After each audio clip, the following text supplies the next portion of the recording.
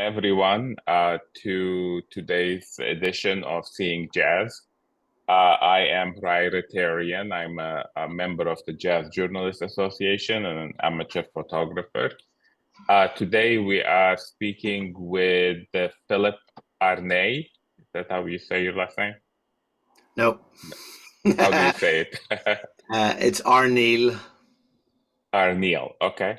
So today we're speaking with Philip Arneill, who joins us from Dublin. Belfast. Belfast, okay. Sorry.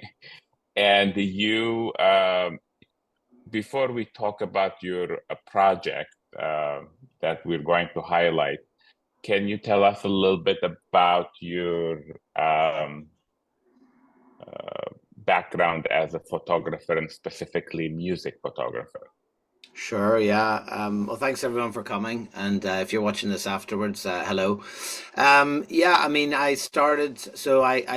kind of began to dabble in photography at university back in my late teens, early 20s. And then I got the opportunity when I was 22 to go to Japan. So for want of any other plan or any long-term life ambition or goal at that stage, I thought, why not? And ended up in Yokohama in a very sweaty August, and ended up staying there for 20 years in total. And over the course of the time, I mean, I went I was a music fan from my early teens, and at the time when I went to Japan, I was listening particularly to a lot of hip hop music, actually, which, as I'm sure many people will understand, then is often a gateway for soul and funk and jazz music through sampling in particular, particularly in that era. And so, I went to different clubs and things in Tokyo and kind of fell on a club called Bebop Square. It was a club night called Bebop Square, which was actually what they described as UK jazz dance. They also call it bebop dance in Tokyo. Mm-hmm. And the origins of this scene in Tokyo was some intrepid Japanese dancers had come over to London in the 80s. And they had got into this kind of underground club scene where dancers were kind of dancing a combination, I suppose, of tap dance and ballet and a kind of a whole load of influences. Mm-hmm. And they were dancing to very, very hard, very heavy bebop jazz and very heavy Latin music, and actually started to photograph this scene and photographed it over a period of years. Started by crawling around the floor in very dark clubs with a camera and trying not to get kicked by spinning legs and flailing arms. And then I went on to photograph the dancers in sort of more portrait, kind of candid portrait styles as they were dancing. And then, through that, I photographed some visiting bands and musicians and so on. And also was involved briefly as well in, if you can believe it, in Tokyo, there's quite a big Irish music scene as well. So again, a lot of Japanese musicians came over to Ireland and they became obsessed with traditional Irish music. And there was quite a lively and vibrant Irish music scene in Tokyo. So they released a CD. I can't remember what year it was now, but it must be 20 years ago now, called Tokyo Irish Generation. So I was involved, in that scene a little bit and photographing some of the musicians and some of the photographs they used for the cover of that record. And then that kind of led me gradually and in a sort of long and winding way to Tokyo Jazz Joints, which we're obviously here to talk about today. Yeah. Do we have any of those photos? Do we have any of the photos of those dancers to show? I do. I mean, if you want, but I can certainly share my screen and show you very quickly if you want. But I'd love to see them. I'm sorry to horn in on you, Hrayr, but since no problem. Yeah, absolutely. Well, let me just see if we can make this happen. So if you do, I have permission? Yeah, I haven't got permission. So if you want to if you can enable this. Yeah, I'll give you permission. Yeah. Were these dancers choreographed, or this was like social partner dancing or like rave Neither dance? actually. It was very, very individual, very free. Now there were certain crews that had kind of grown up over different, and actually what was interesting about the scene was there were three generations by this stage. So there were the kind of the granddaddies of the scene, Sound Cream Steppers, and they had kind of passed this on, and then the next generation. One of the main groups was Stax Groove, and they had kind of passed this down. But so when they danced as a group, sometimes there was a kind of choreographed routine, but the sort of heart of the scene was very much in the clubs and, you know, improvisation and freestyling. And I'm still not able to share there. So Yeah. Trying to figure out how to move. Do I make him a co-host? I guess that's it. Yes. Yeah. Okay. Here we go. Okay, so you should be able to. And Hrayr, I'm making you. Okay. Can you see that? Okay. Yeah. Yeah. Yeah. I mean, I'll not show all these, obviously, but you know, if you on my website philiparneill.com, you can see there's a sort of an explanation. But I mean, I'll flick through a few of these. This was the origin of the project here, which was, you know, kind of started on film. Very dark. Sometimes I used flash, other times these are actually just scans of negatives. But you can see, you know, quite dynamic, quite very hard to capture in almost darkness. And this is kind of where the project started, which then led me on to this one, which hopefully you can see here. So this, you know, this is where I started to kind of really get into it. And I switched also to digital. So, you know, it's this kind of style. And some of the dancers would have dressed up in this more, wear spats and suits and that kind of thing. And some of the younger dancers, you know, would have been a bit more casual. This was probably the first, you know, all female crew, I would say sort of third generation. And probably started as quite a male scene, and then increasingly as the kind of generations, I suppose, developed, there was more female dancers became involved, as you can see here. To live music or to recorded music? Well, predominantly it was club events, but you can see there's obviously instruments, so there would have been times when there was a live band as well. But predominantly, yeah, it was kind of DJ nights. This is Lincoln Wood, who actually ran the Bebop Square event he's originally from London. He was involved in that scene in London before moving to Tokyo, so it kind of came with him, and then subsequently he would bring over people like Snowboy, for example, Perry Lewis, and these kind of London dancers. And then to kind of capture the scene and, you know, at a moment in time, I then took these portraits. So this is Sound Cream Steppers. These are kind of the three, the sort of older statesmen, I suppose, of the scene.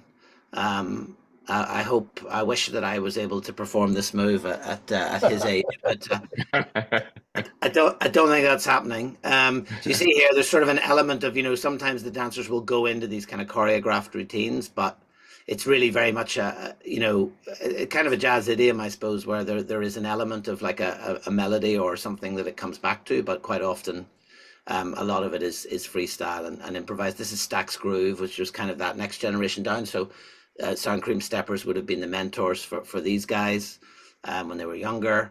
This is Yoko, very prominent female dancer in the scene. That's kind of that second generation again, and has brought a lot of dancers through. And so I took the dancers out I took them out to this one particular area at different times, actually the old Olympic Park that was built in '64. And then I just put some music on. So although these look like they're staged, these are all taken as the dancers were dancing. Nothing was kind of pre-programmed or choreographed in that way. I just put some music on and off they went. This is Tommy the Jazzy Monk, who then went on to literally take over his father's temple and become an actual monk, and every so often turns up on the scene as well, but obviously with the shaved head. Is this all digital? These are all digital, yeah. So once I went from the original sort of photos in the clubs, then I switched over to digital camera, and so yeah. So that's that's the scene. And you know, I've called this on the website, I've called it Bebop Tokyo, but it kind of takes in all these. And as I said, bebop is used by the Japanese dancers for this kind of as a term to describe this UK jazz dance style that originated in London. And I think it's really fascinating that this scene still exists, because it doesn't really exist in London anymore. And it just kind of grew and evolved in its own way in Japan. So, you know, fascinating thing to be involved in, privilege to photograph it. The question about those club scene, the ones you took in the clubs, whether film or digital, the movement, and those are all done in your camera as double exposure, or did you manipulate them later? Neither. On the software. They're just as the only thing is slight editing of light. There's actually no double exposures, and there's nothing done afterwards. It's just sometimes using intermittent flash, and sometimes just using slow exposure. Did you learn how to speak Japanese? Yep. I lived there for 20 years, so you know, you either learn or you just spend all your time feeling like a very small child. So you know, there's only one option for me, which was to learn the language. So and then your photos of the Tokyo jazz joints became a book, a recent book, correct? Yes. So I will tell us a little bit about the book, and then I will share the photos, and we can talk about the individual pictures you shared with me earlier. Yeah. So Tokyo Jazz Joints came about. I mean, the book is a fairly recent phenomenon, actually, and it was never the sort of the original purpose of the project. Thank you also to the Jazz Journalists Association for nominating me in the history and culture category. I really appreciate that. It was an honor to be nominated. But you know, the project started in 2014. I had this idea. I was sitting in a place down in Kyoto, which is in the book, called Hello Dolly, and just kind of thought, these are interesting spaces. You know, by that stage, I was listening probably to a lot more jazz than I would have done when I was originally there in my early 20s. And so I approached James Catchpole, who has an essay in the book, and really the idea was that at the time he had a website which was a fairly comprehensive listing of different kinds of music bars in Tokyo. So the idea is, you know, non-Japanese tourists would come, maybe want to go to a soul bar, a jazz place, or something like that, and so they look up this site, and you know, there was some information about where it was, the phone number maybe, and you know, the kind of vibe that you could expect. So I knew James from some of these jazz dance events, and we'd crossed paths a few times. So I had his email and just reached out, and we went for a meeting in late 2014, and I pitched this idea of going around. And one of the reasons to ask James was because he had this prior knowledge of these places, and I was conscious that some of them are, you know, closing and probably reaching the end of their lives. And so I knew he would be a good person, you know, that could say, well, look, you know, maybe let's focus on this area, or let's focus on these joints first, and so on. And so in 2015, we started out on 28th of March it was. And we went to a place called Pithecanthropus erectus, named after the Charles Mingus album, in a sort of a fairly grimy, sort of, you know, grotty area of Tokyo, just down by the train tracks. And it was closed, and I was crestfallen. And the shutter was down, and a lot of these places are very analog places, so you know, they don't have websites, or certainly not Instagram or Twitter accounts, and at least at that time. And so we went off for a drink and a couple of snacks, and came back about an hour later, and the shutter was up happily. So we went in, and you know, he knew the owner. We chatted a bit. I asked permission to photograph. And then really from there, it just kind of began to gather momentum. And the name Tokyo Jazz Joints was because the project started in Tokyo. And I've kept that name because it kind of became the identity of the project, particularly as relates to James and I, because, you know, we've sort of developed this friendship, and then we share a lot of the stories behind the project on the podcast. And so as a result, you know, but inevitably the project expanded quite quickly beyond Tokyo, because one of the incredible things about this jazz kisa culture is that it's all over Japan. You know, there's maybe five to 600 places right across Japan, and by no means is it just concentrated in the big cities and the metropolitan areas. You know, you can go to very obscure, very out of the way little towns and villages, and you can find this incredible jazz listening cafe or this jazz bar. And so as it gathered momentum, you know, suddenly it was 20 places, and I was like, oh, you know, this is enjoyable. And, you know, then we got to 50 and 100. And as the project continued, you know, I started to promote it more. The podcast we started during COVID, and then I got this opportunity in the dates are hazy, but anyway, 2022, I got an email from Hrayr Verlag. It's a German publisher based in Heidelberg, having sent out some proposals to different places, and they were very keen on the project. And the book came about quite quickly. It was about 6 months. It was out this time last year, so it's almost a year since it's been out. And yeah, it's now just about to go into 3rd edition, which is incredible. Nice. Really, really delighted with that. We you know, we knew there was an audience for it, but maybe didn't expect it to be quite to sell quite so quickly. So there's 7,000 copies out there in the world, and hopefully another 2 or 3 coming, and I think a Japanese version also quite close to being confirmed. So a publisher in Japan is going to kind of create their own version for the Japanese market, which myself and Hrayr Verlag are also involved in. So it's exciting, and yeah, it's been a real privilege to be sort of spending a lot of the last year doing events like this and in-store things and getting some great media and that kind of thing. So yeah. So this is the first photo you shared with me after the cover. Tell us a little bit about the location and. Sure. Yeah. I mean, I should say for anyone that's here or anyone watching after the fact, this is not a random collection, but it's a selection of photos from the book. There's no particular rationale to the order or anything like that. So some of them we can, you know, probably go past a little quicker, but this one actually was chosen deliberately as the first one because this is Chigusa, which opened, you can just about see in the top left-hand corner, in 1933, you know, which is, you know, almost 100 years ago.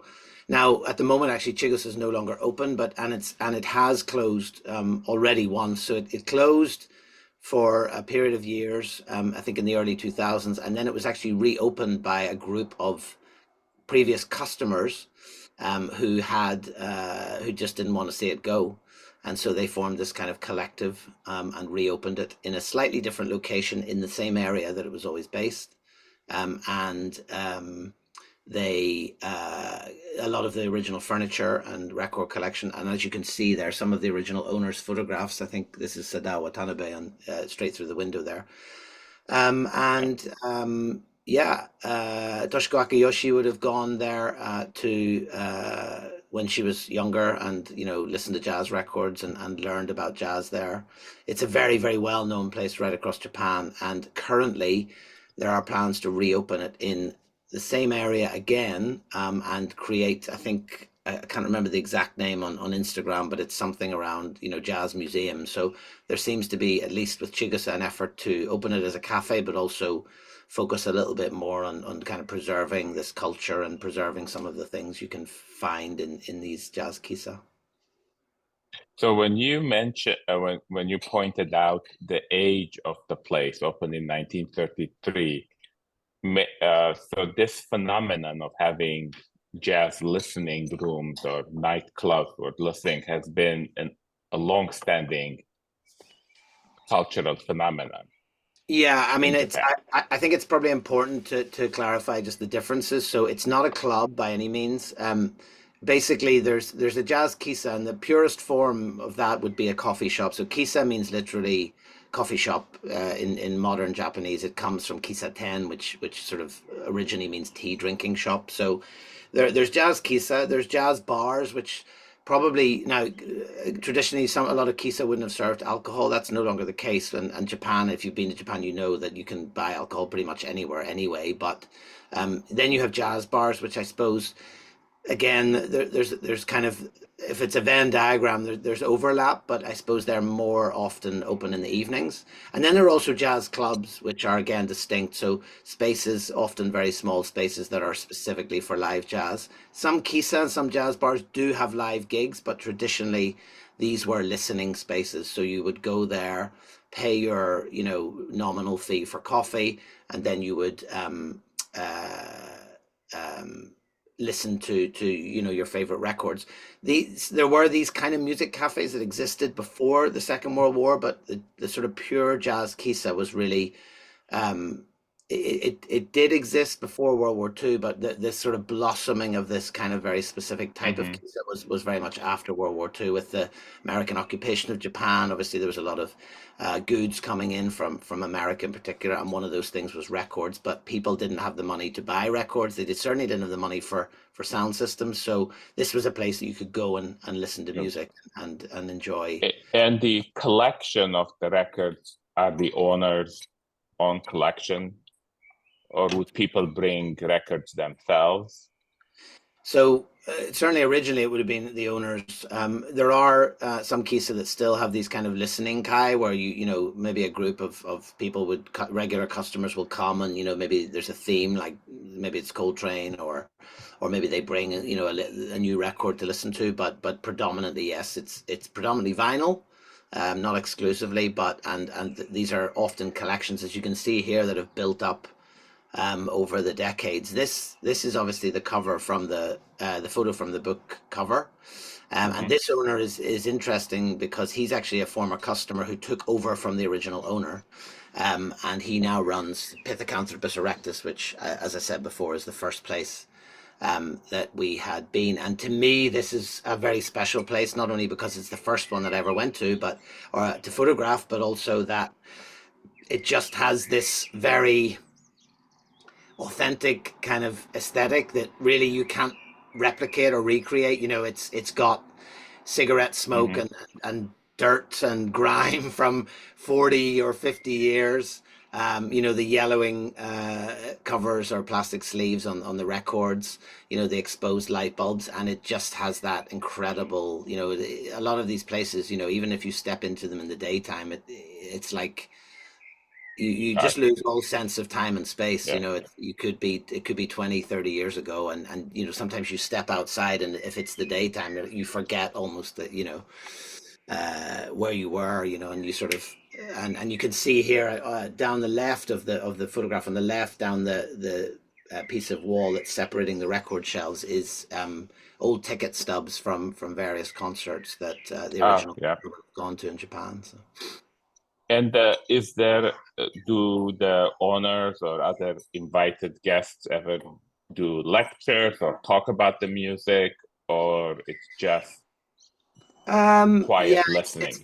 Yeah, I mean, it's not really that formal, I mean, these are kind of cafes and bars ultimately. Yeah, I mean, sometimes they would host these kind of events, and it really depends. I mean, there's so many different kisa, and there's so many different owners, and each place kind of has that personality from the owner himself. And I say himself because predominantly the owners are male, but that's changing a little bit.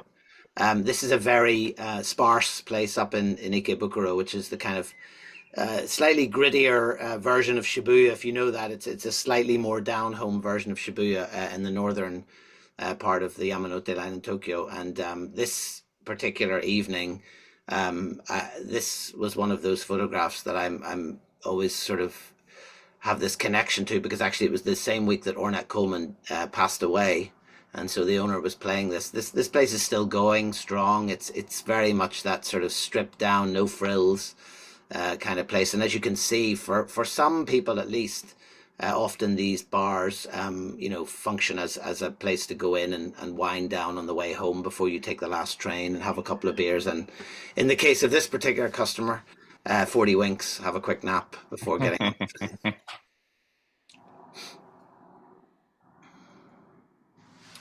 This is Garo out in Kawasaki, and again, just sort of notable because of its appearance. And all around Garo is this almost like a suburban new town. So it's all new builds, it's all apartment blocks.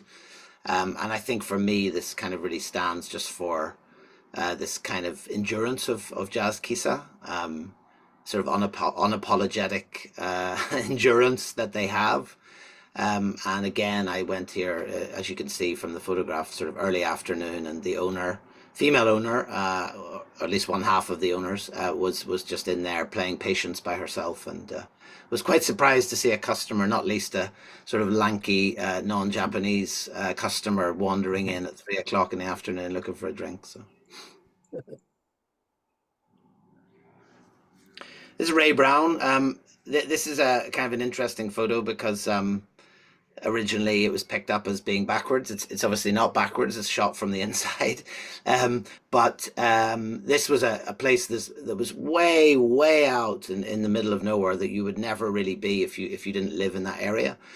And the named, as are many kisa and jazz bars, for the owner's favorite musician. And it was, in this particular case, went beyond just being his favorite musician, because he'd actually taken Ray Brown around when he toured in Japan, and become quite good friends with Ray Brown, to the extent that when you go into Ray Brown, next to the speakers, there's actually a picture of the owner and his wife on their wedding day, and they're flanked by Ray Brown and his wife, who had come to join in the wedding celebrations from America. So it's pretty amazing, you know, some of the connections that some of these owners have with jazz history and with famous jazz musicians is just incredible. And one of the reasons why there are so many of these places all around the country is because when American musicians in particular, in the 60s and 70s, when they came to Japan, particularly in the 70s too, when perhaps, you know, their popularity had waned in their own countries, they went all over. They didn't just go to Tokyo and Osaka. They went to gigs that were in various regions in Japan. Often the owners of these bars and cafes would have been involved to some degree or other in the promotion of the gigs as well. So this is Jazz Pepe. Again, beautiful old place, sadly gone, and within about 2 or 3 months of photographing this place, it was gone. The owner, we think, possibly had a stroke and then subsequently passed away not long after. And, you know, he sold off his records, and, you know, if you went back to this particular site now, you wouldn't even see this building anymore. So this was one of the reasons for beginning Tokyo Jazz Joints, was this idea of just wanting to preserve as much as possible this culture, because, you know, it's very much endangered. You know, the owners are getting older. They're in many cases getting sick, no longer able to run a business, and you know, these places are closing at a considerable rate, I would say.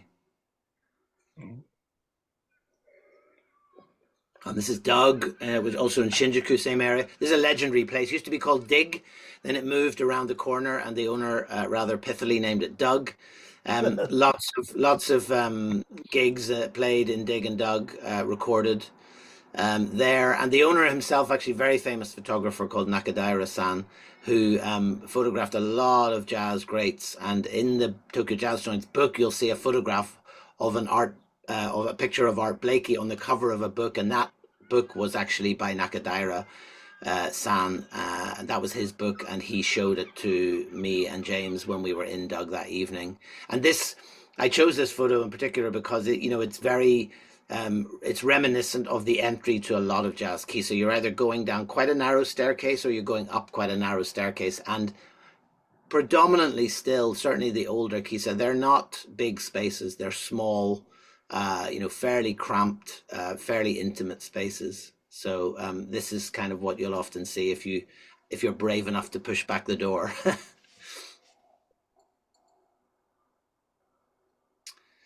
This is Eiga-kan. Again, another feature of the jazz kisa is the incredible sound systems. I'm not an audiophile, so please don't ask me, you know, what the system is, but this is made by Yoshida-san, who's the owner of Eiga-kan, which is a really legendary Tokyo place.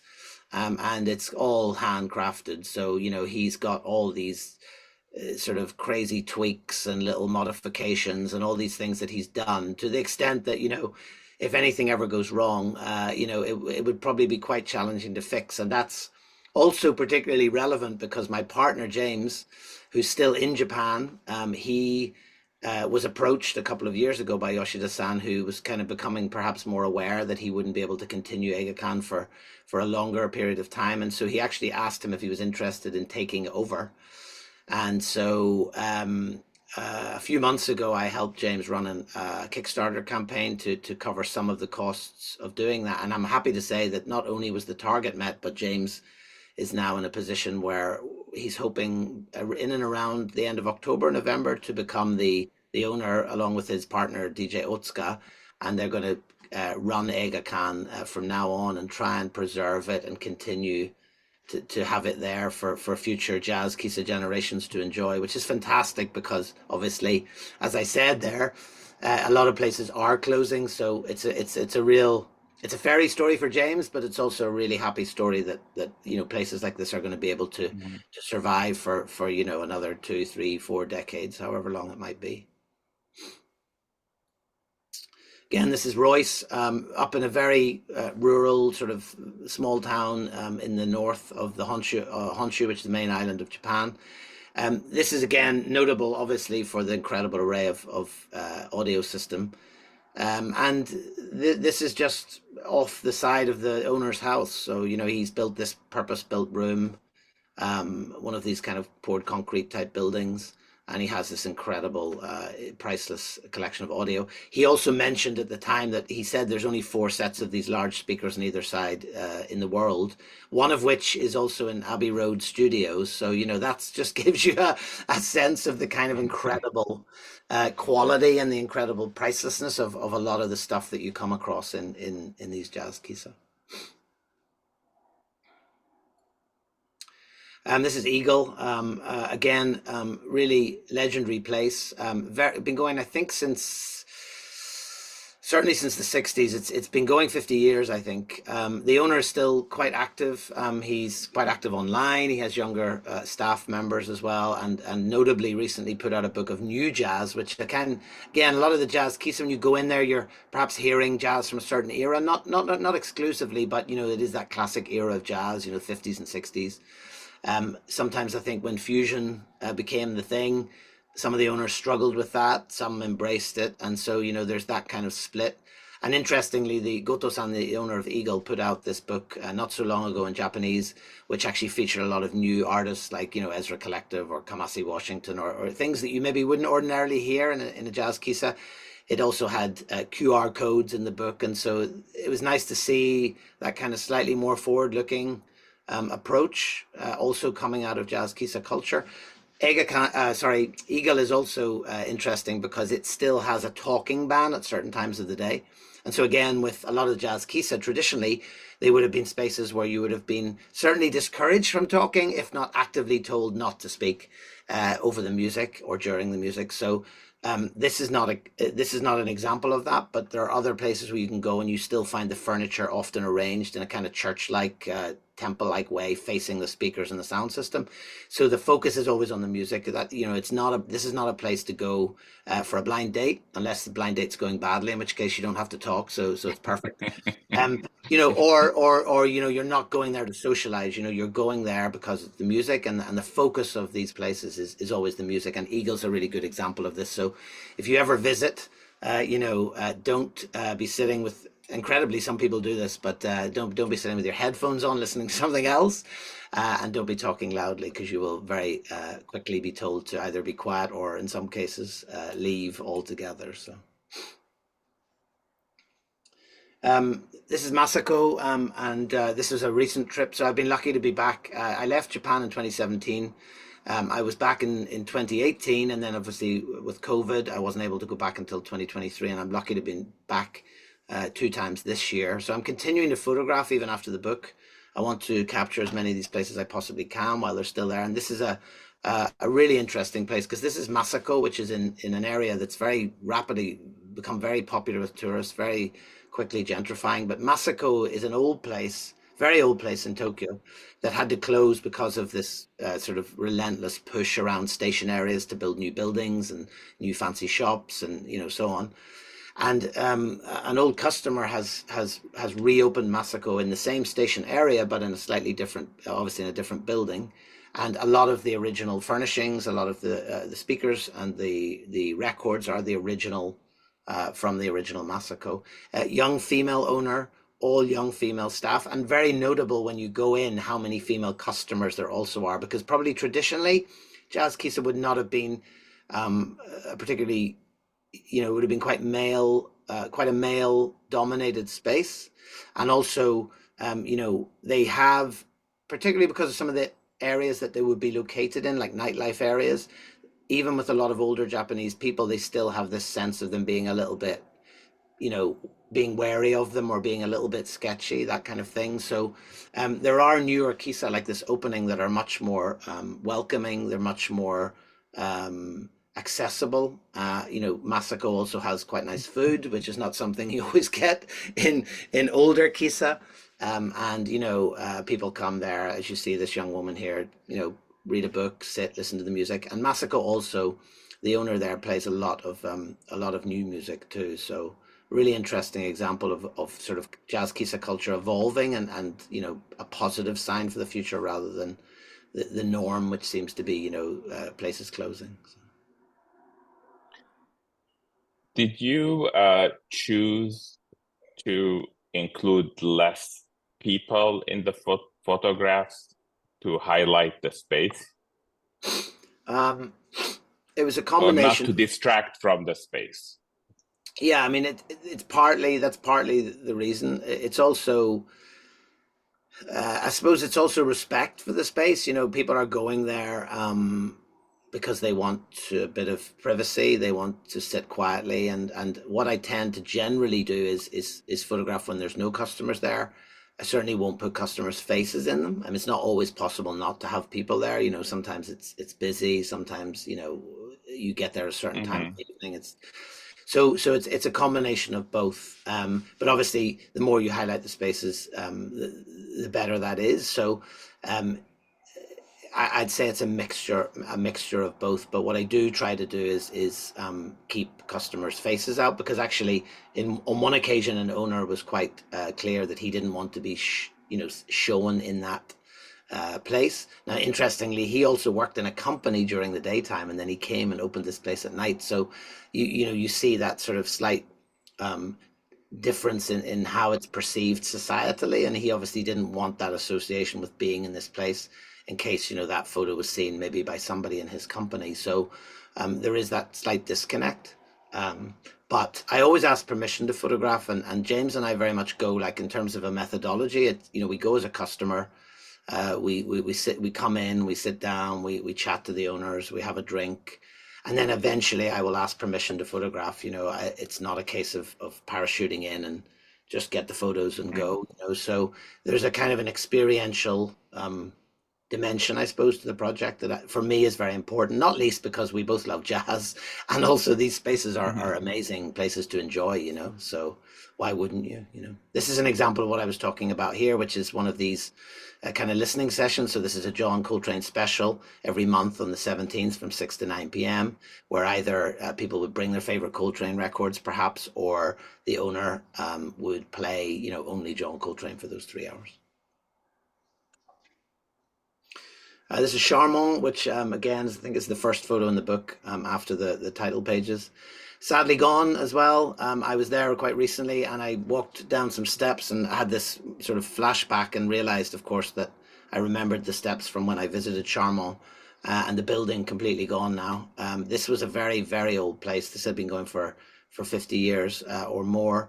And the owner was a very interesting man who was a dentist in the daytime. So he was working as a dentist, and then he would pack up the surgery and head down to Charmant and open a jazz bar in the evenings. And the time that we were there, he spent the entire time, I think there's a photo coming up in a bit, but he spent the entire time very, like, religiously cleaning the next record before it came on, So a really good example of just that obsession and that level of detail and kind of knowledge that exists in jazz kisa. This is another really good example. This is Hayashi-san, who was a high school girl back in the 60s, I think, in Shinjuku, which was very much the bohemian kind of quarter of Tokyo, and certainly where a lot of jazz kisa and jazz culture was focused. and she started to buy records as a high school girl and continued to buy records, and as you can see has this enormous collection. Her place is out in, again, very strange suburban street, just very plain kind of cookie cutter suburban street, and then you turn the corner and Candy is there. And she hosts a lot of live gigs, you know, a lot of Peter Brutzmann, for example, a lot of like European free jazz musicians have gone out there and played in this space. And she lives up above it, and next to, on both sides of it, just very regular family houses. And in between that, you've got this kind of free jazz haven where she's, you know, blasting out this really antisocial music. And it's just such an interesting contrast. And yeah, Candy's still going strong, I'm happy to say. I just put this in. I really like this photo myself, but it just says, "Don't touch the records." This is in Jamaica, which I think the owner estimated she has about 20,000 records. So that gives you an example of just like the scale of some of these collections. And I've been asked this before. This is, you know, these are not places where you go in and even really look at the records, but you certainly don't go in and sort of say, "Oh, I don't have that one. Just pull that one out and have a look at it," or anything like that. You know, if you ever got to touch the records, it would very much be with permission, but generally that doesn't happen, and often they're kind of behind the counter or off to the side. But if you're ever, you know, if you're ever planning to visit any of these spaces, definitely don't go in and start putting records off the shelves. You know, it's not a shop and it's not a record library. This is the owner that I referred to earlier, the owner of Charmant. Now closed, and this is how he spent each record as it was playing.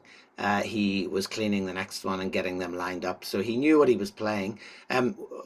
Some people who've listened to the podcast will have heard the story, but when we were in there that evening, it was just James and I, and then this couple came in with their daughter who was older, you know, maybe in her 20s, and they went down to the other end of the bar, and he was playing really, really loudly. He was playing Eric Dolphy live at the 5 Spot.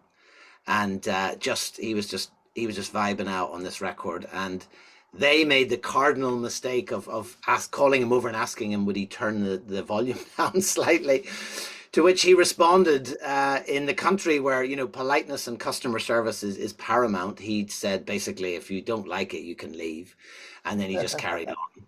And so, you know, that again, it just underlines how, you know, it's about the music. You know, these are not places to go for a chat, you know, or a delicate business negotiation. They're places to go and lose yourself in the music.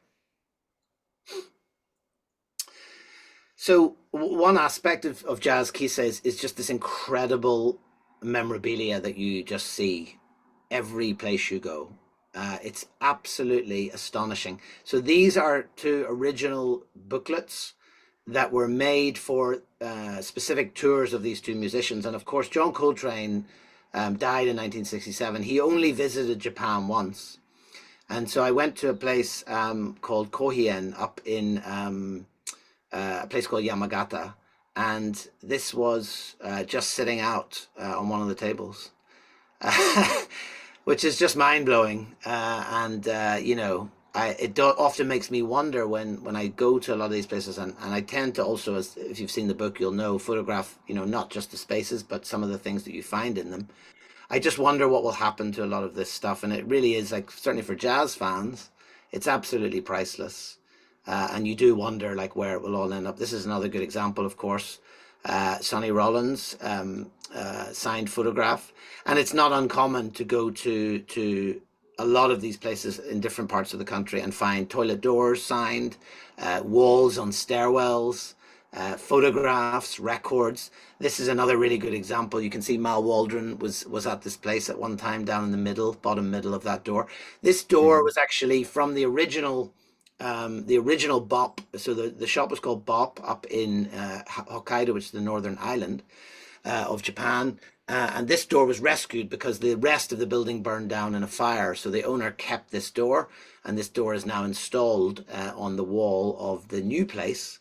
But actually, sadly, since 2018, when I visited and photographed, this owner, I think, has also passed away. So I'm not sure what's happened to Bop. But again, you know, a reminder that, you know, a lot of these spaces are closing, and quite a few that we'll see when we get to some portraits of the owners are already gone. So This is a more recent example again. You can see there, Sidewinder, copy of the Sidewinder signed by none other than Lee Morgan himself. The owner's explanation for the very shaky handwriting was that Lee Morgan had had more than a few drinks. So he grabbed the record down and he was like, give me that, I'm going to sign that. And he signed it. The photograph on the right is the Crusaders playing at a little place called Rondo up in the north of Japan. Very cold, snowy place in the winter. And again, the owner, was sharing these photographs, and then she told me this whole story about how the Crusaders, there was like a karaage fried chicken place next door to Rondo, and the Crusaders were very taken with it. So they came back, they jammed one night, they came back the next night for this chicken place, had some food, and came into Rondo for drinks. And again, there's so many of these stories that you come across as you go around and visit these different spaces. This is probably one of my favorite. This is the place previously that we saw with the toilet door. So you can see there's a signed photograph of Coltrane. This is the ticket stub from the gig that the owner attended.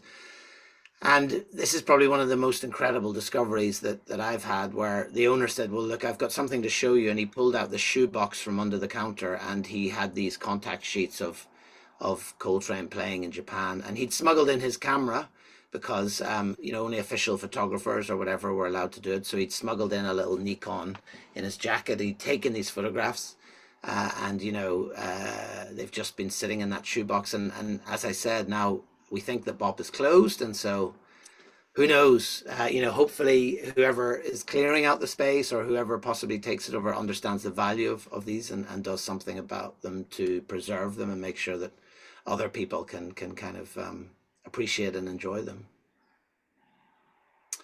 This is Minton House. This is the owner. This was quite a long time ago now. I photographed this, probably close to 10 years. But I just noticed on Instagram, and this is one place down in Yokohama that has been threatened with closure for quite a long time, not because of the owner's age or anything, but because of the contract around the building. But it seems like he's allowed to keep going until such times that he can't keep going, and there seems to be some resolution there. But this is Minton House, and you can find them on Instagram. They're quite active on Instagram, and the owner just posted today that they're coming up to their 50th anniversary, so 50 years, and he started it when he was 27. So he's been doing this day in, day out in this beautiful, beautiful space in Yokohama for 50 years, and long may he continue to do so. So this is probably one of the legendary Kisa owners called Sugawara-san, who also goes by the moniker of Swifty. And this is Basie, which is probably the one place that no matter where you go in Japan, owners will say, have you been to Basie?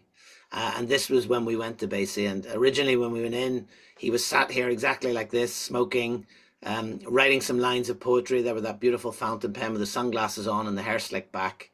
And we were lucky enough that we got invited over to have a chat with him, and we, came out a little squiffy about 12:30, 1 o'clock, had a few beers. It was quite early in the day, but we had this amazing opportunity to talk to him. And the reason it's called Basie is because the owner himself became very, very good friends with Count Basie.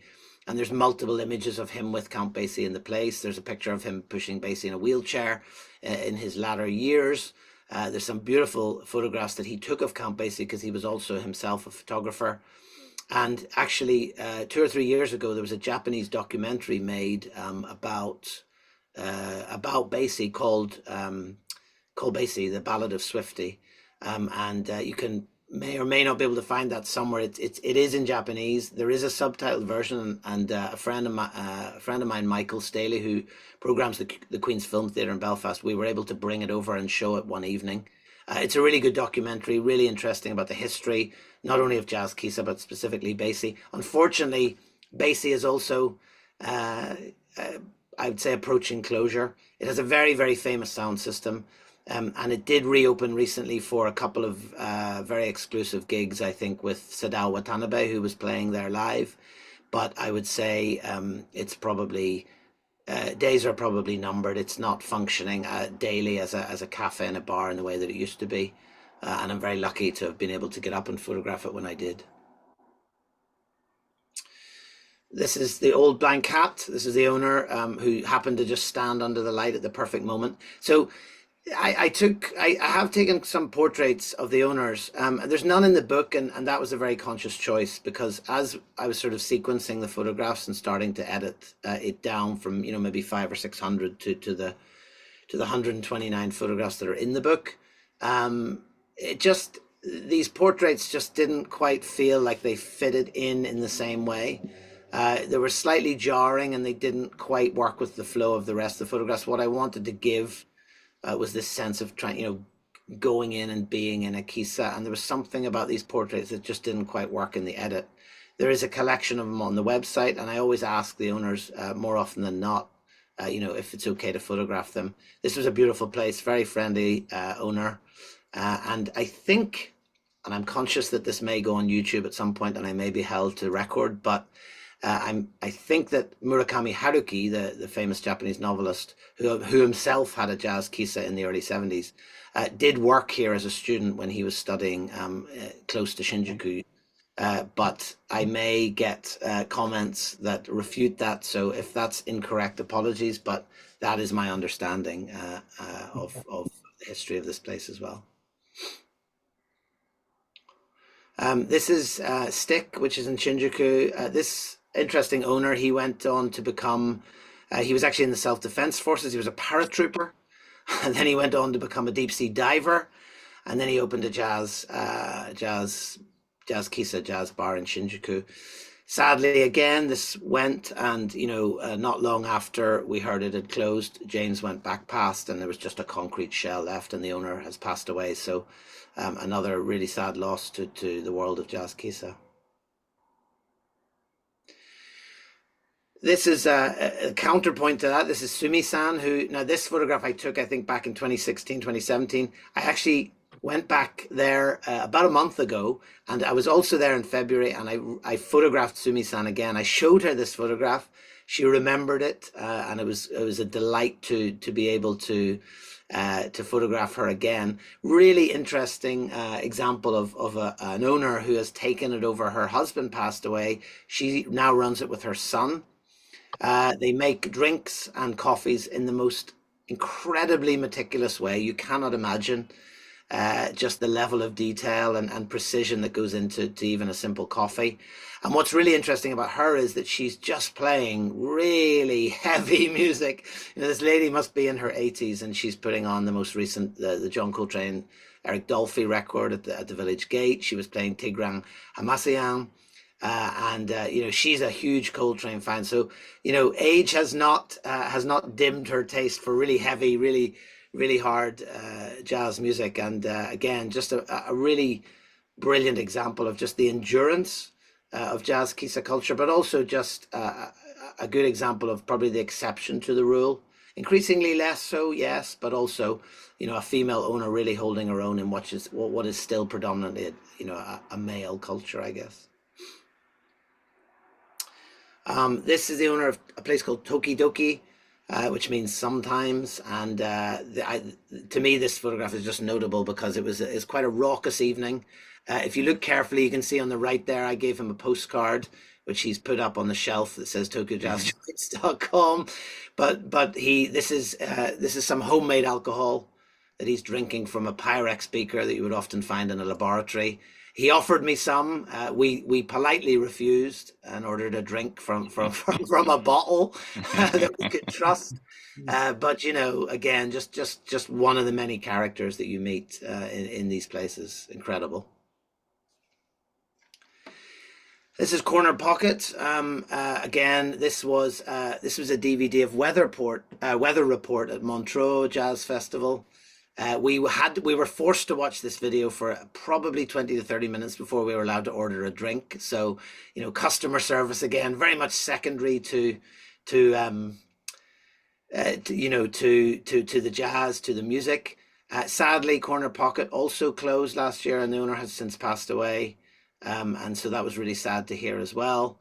So another beautiful Tokyo joint, and again, as you can see from the background, you can see Corner Pocket in the book. A really minimal, sparse place, not a lot of tidying up going on there.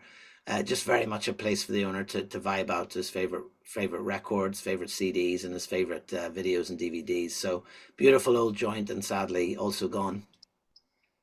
Is it so far you've mentioned the primary reason for this closing is the owner whose older generation passing away? Is that because the younger generation is becoming less and less interested in the music or in the actual culture of the joint?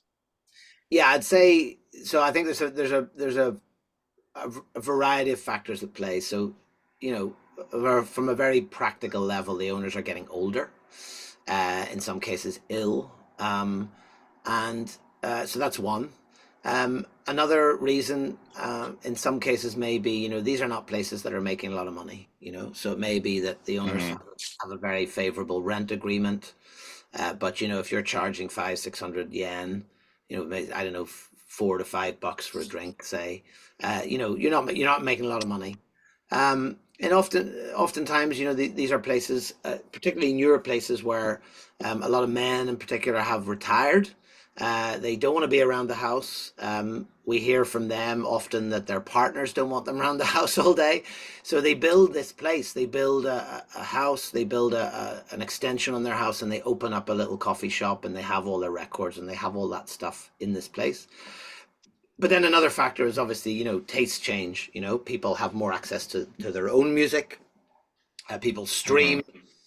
Jazz is not the popular music that it perhaps once was. Although I would say, compared to say Europe or America, jazz is still very deeply embedded in Japan, and it's a music that you often hear in shops and supermarkets, in convenience stores, wherever it might be, places that I wouldn't ordinarily hear it in Ireland or in the UK. So jazz is still around a lot more in Japan, I think, than other countries. Probably the other side of it is that, there is now this re-emergence of vinyl. There is this re-emergence of interest in audio and hi-fi. And also, certainly from Tokyo Jazz Joints and another Japanese photographer called Kusunose-san, who also documents these spaces, there is this interest and awareness now of jazz kissa that just didn't exist 5 years ago. 5 years ago, if you had to talk about a jazz kissa, people would not know what you're talking about. But often now, and it's not necessarily that the word is being used correctly, but certainly there's an awareness of the word. So, you're talking about jazz kissa, people, oh, that's those jazz places, that's these things. So I think, it offers a little bit of hope, or perhaps certainly just slowing down the decline of this culture. But ultimately, it's probably one that, even though some customers are taking places over, some younger people are opening their own spaces, it's probably overall, the trajectory of this culture is one that's going downwards, and it is one of decline. And, there's probably not going to be any way. In some places, funnily enough, when we talk to owners now, they're getting an increasing number of non-Japanese customers. People who are coming. I mean, Japan's going through probably its biggest ever tourist boom. It's a very favorable exchange rate, and I was there twice this year, and I just could not get over the number of tourists. So what you're getting is tourists coming into these spaces, which obviously is bringing in some money, is maybe bringing in a renewed interest in these spaces. But then that also raises the kind of paradoxical question of, if more and more people come to these spaces, do they eventually lose the character that has made them so unique and so different in the first place? So, but that's not for me to say, because I'm not trying to pay the rent. I'm not trying to keep my place open, but that's just an observation from someone who, has talked to a lot of owners and been in this place. Their children aren't taking it over, though. Generally speaking, no. I mean, there are some exceptions. Jamaica, that I mentioned before, where we saw the photograph of the shelf, do not touch the records. She's a younger female owner who took it over from her father. Some customers, yes. Masako, again, I mentioned, but generally speaking, no. And certainly if you were taking over as a family business, it's probably quite a challenging prospect, I would say, in terms of the economics.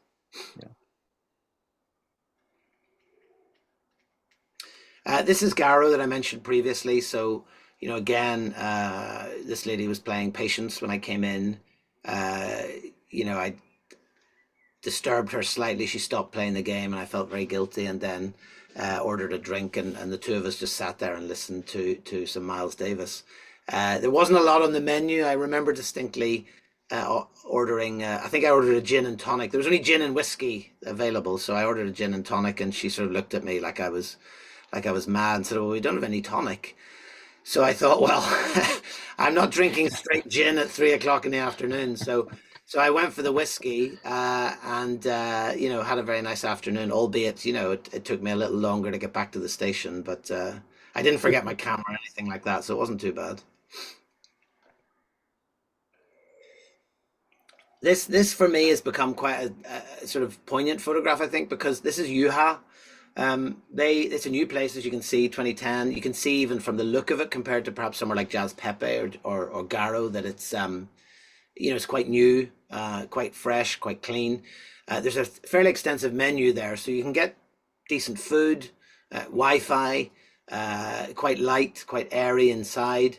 And perhaps most significantly, there's a young woman going in as a customer. And I think, you know, for me, this was fortunate, you know, a happy accident as a photographer. But I chose it to put in the book because I thought it sort of speaks a little bit towards the, you know, a slightly brighter future, certainly for some of the places, or to represent the newer places that are opening and are attracting a different, younger type of clientele. So, and there are other examples of this, places like Romperchichi, Masako that I mentioned previously.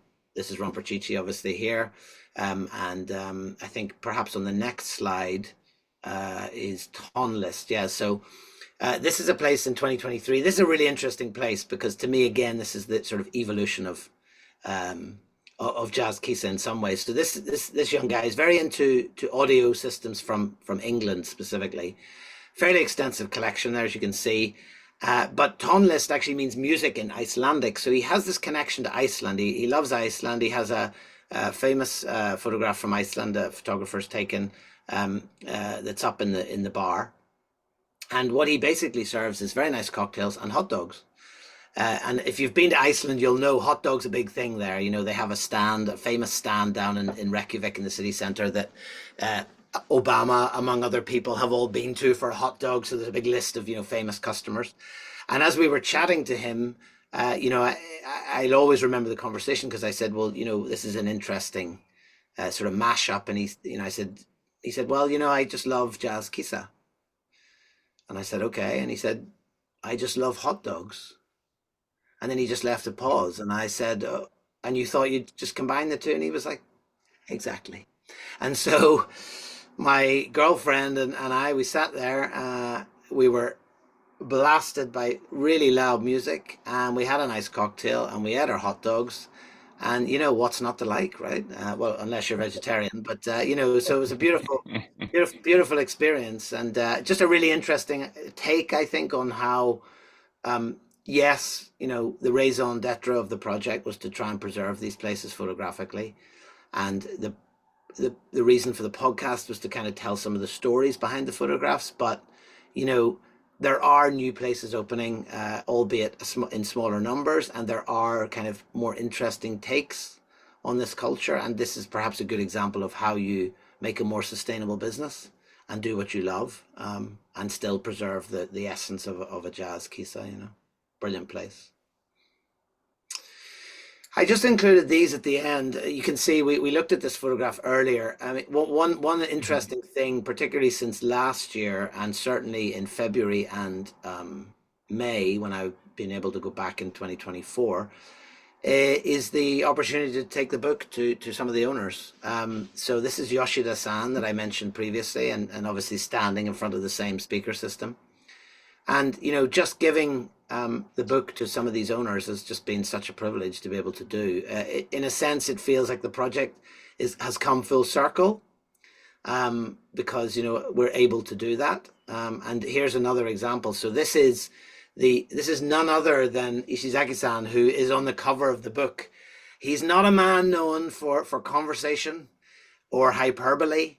And you can see even from his reaction here, you know, he may well be delighted, but he's not going to show it to you. I asked permission back last year. I asked permission to use this photograph for the slipcase on the book, And again, it was granted in a fairly Ishizaki style way, you know, with a sort of a nod and a kind of a noise. This is Goto-san in the middle, who I said is the owner of Eagle that we talked about before. It still has a talking ban and is still quite active and is putting out books about jazz. And then this is the son of Nakadaira-san, who's the photographer I talked about previously. And he's currently running Doug. And as you can see again, a copy of the book. So this has been really a real privilege for James and I to go back to some of these places. And, you know, there's more awareness now of this project, and Jazz Kisa culture has this sort of weird telegraph, this kind of bush telegraph thing.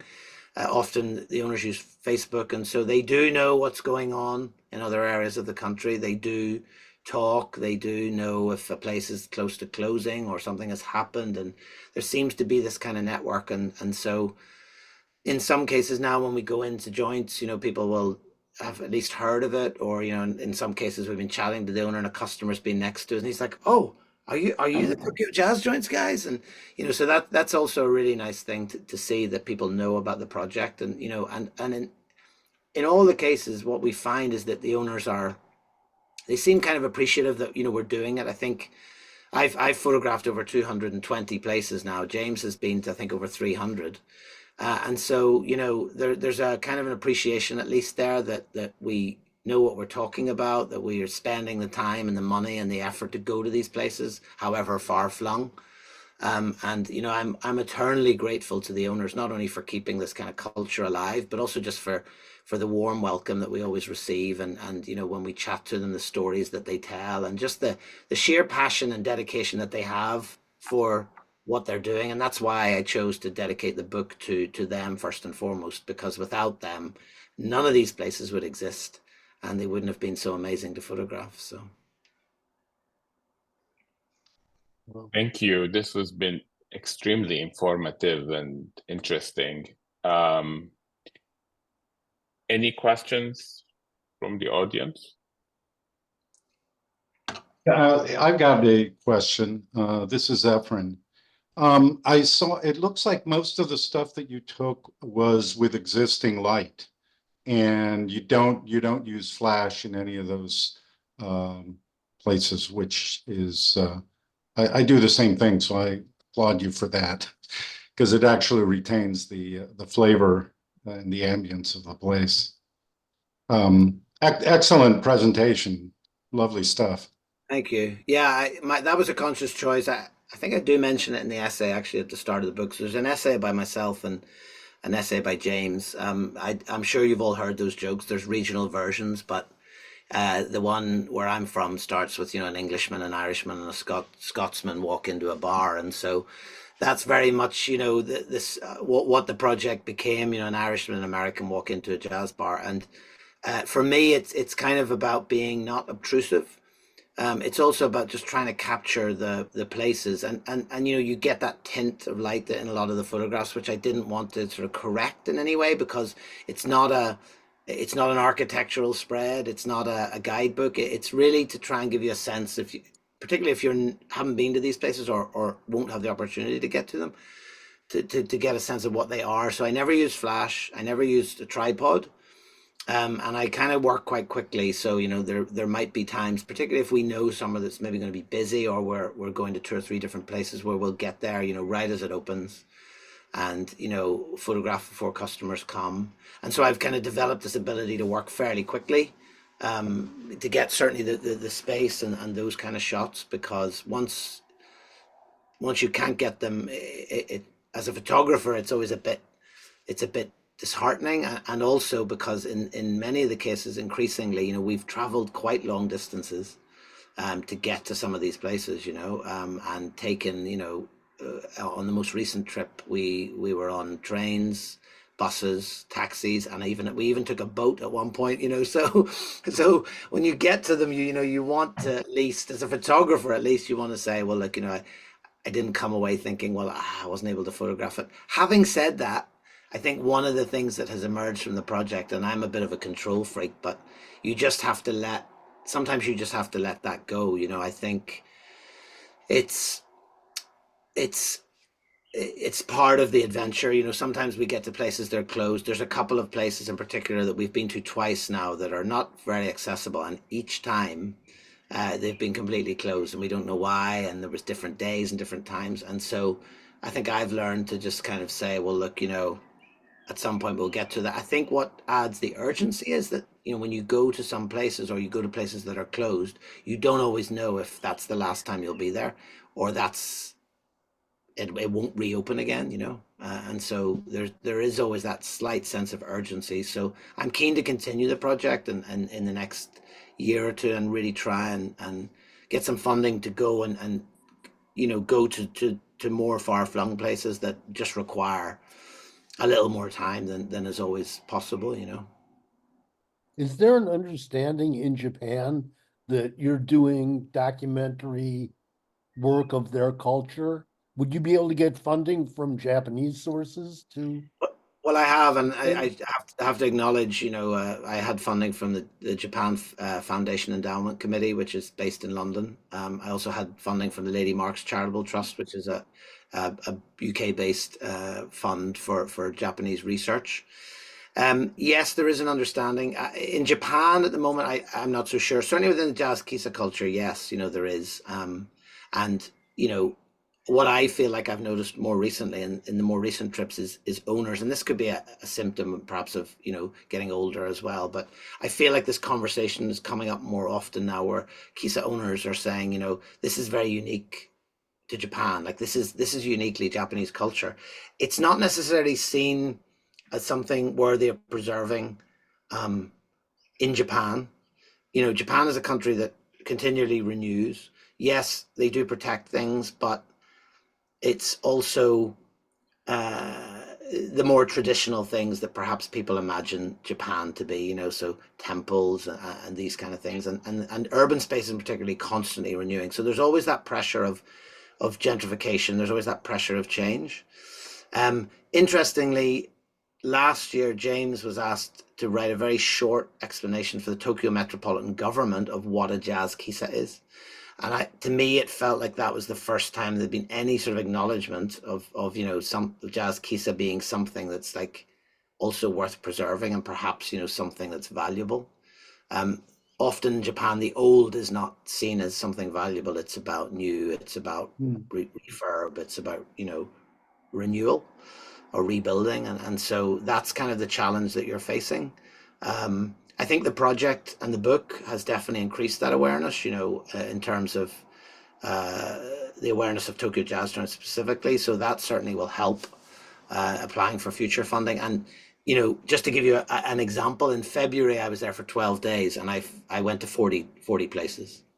So I got off the plane, I met James, like the first night we were in, and it was just, you know, constant. And one of the days I traveled like 1,550 kilometers to get from the southern part of Japan up to this place, which was way out and didn't have a train station. So, you know, the last part was a taxi, and very much worth it. But the challenge when you're going for 12 days, for example, is just how do you get around all these places? Because some of them are closed on a Sunday, some are closed on a Monday, some are open in the daytime, some are open at night. So it's always like Tetris trying to fit it in. And sometimes it just doesn't work. So you have to say, well, look, next time. So what I'm sort of hoping to move towards is the next time to get some funding to maybe go for like 3 weeks or a month, where you have the, you know, you have the luxury of saying, well, look, I'm going to wait for another day and then I can get this place tomorrow, you know, so.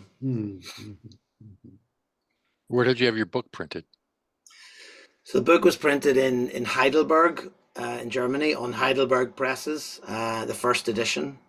And I went to see it being printed, which was an absolute joy. I mean, it was just a fascinating experience. Although when you see your name coming out 3,000 times, you start to imagine that it's spelt wrong. You know, after you get to about 1,000 sheets, you're like, is that how my name is spelt? And my name is often spelt wrong, so I'm very paranoid about it. But the second edition was actually a printer that Hrayr Verlag work with in the Czech Republic, so or Czechia as it's now known. So that was printed there, and the Japanese version of the book, fingers crossed, if it goes ahead, will be printed in Japan. and sort of very much targeted towards a Japanese market. But yeah, initially, and Care Verlag, the publisher, have been incredibly supportive of it. They've done what they can to get the book to places that perhaps they wouldn't ordinarily be selling photo books, you know. So I'm often getting requests from record shops and cafes and different places that have an interest in this culture that want to stock it or want to have a copy and so on. So they've been incredibly supportive, and I'm happy to say I'm going back to the photo festival in Arles in the south of France in 2 weeks' time, which is where I first saw the book in my hands last year. And I'm going back this year to show some photographs as part of one of their opening week events, which again is fantastic to be able to just further share the project and increase this awareness of jazz kisa culture. Cool. Thank you so much. Thank you, everyone. This was a conversation with Philip Arneill, who joined us from Belfast, UK, and it's about his book Jazz Joints, Tokyo Jazz Joints. And thank you, everyone. We'll see you next month.